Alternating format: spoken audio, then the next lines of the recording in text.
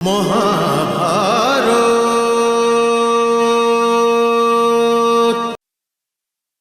ব্যাস ব্যাস কাকুশ্রী, আরেকটু নাও। ব্যাস। আপনি কি চিন্তা করছেন মহাত্মা? আমি তোমার থেকে এই অবিবেচনার আশা করিনি বাসুদেব। অবিবেচনা? তা নয় তো কি, তোমার আমার এখানে থাকাটা উচিত হয়নি। দুর্যোধন তো প্রথম থেকেই দুরাত্মা, ও তোমার এখানে থাকবার জানি না কি অর্থ বের করবে। যদি তুমি দুঃশাসনের ভবনেও গিয়েও থাকতে, তবেও হয়তো তোমার কথা মেনে নিত, কিন্তু এখন তো কিছুতেই মানবে না। বলাটাই তো আমার কর্তব্য মহাত্মা। শোনা কিংবা না শোনাটা দুর্যোধনের কাজ। যদি শুনতে চায় তবে শুনবে, আর যদি শুনতে না চায় তাহলে শুনবে না। ও নিজের কানে জ্যেষ্ঠতাতশ্রী আচার্য দ্রোণ, কৃপাচার্য, দ্রোণপুত্র অশ্বত্থামা আর অঙ্গরাজ কর্ণের বীরত্বের তুলো ভরে রেখেছে বাসুদেব। ওর কান বন্ধ, ও শুনতে চাইলেও শুনতে পারবে না। ও এটা ভাবছে যে পাণ্ডব ওই সেনার সামনে আসার অসভ্যতা দেখাতে পারবে না, যার সেনাপতিদের মধ্যে জ্যেষ্ঠতাতশ্রী আর আচার্য দ্রোণও থাকবেন। কিন্তু এরা দুজনেই তো বিরাট যুদ্ধেও ছিলেন।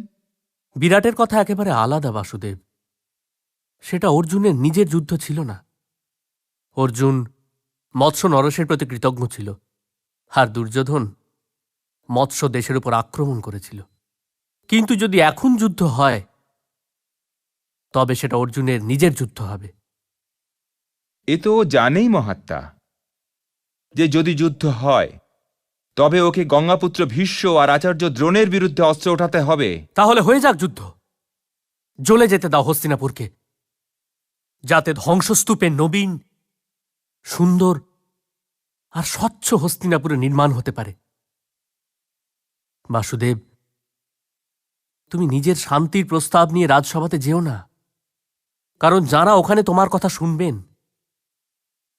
তারা অসহায়, আর যারা অসহায় নন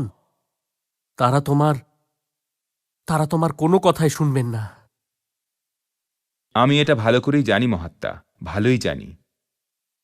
তবুও শান্তি দূত হয়ে এসেছি, তাই নিজের কর্তব্য পালন করার পরেই যাব।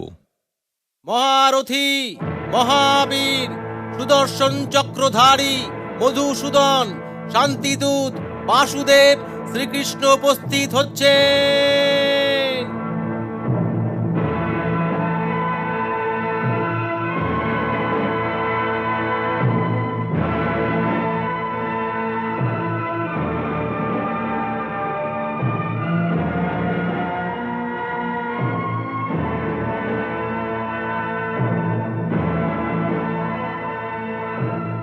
শান্তিদূতের প্রণাম গ্রহণ করুন মহারাজ। হে বাসুদেব, স্থান গ্রহণ করে আমার এই রাজসভার সম্মান বাড়ান। আসন গ্রহণ করুন বাসুদেব। প্রণাম পিতামহ।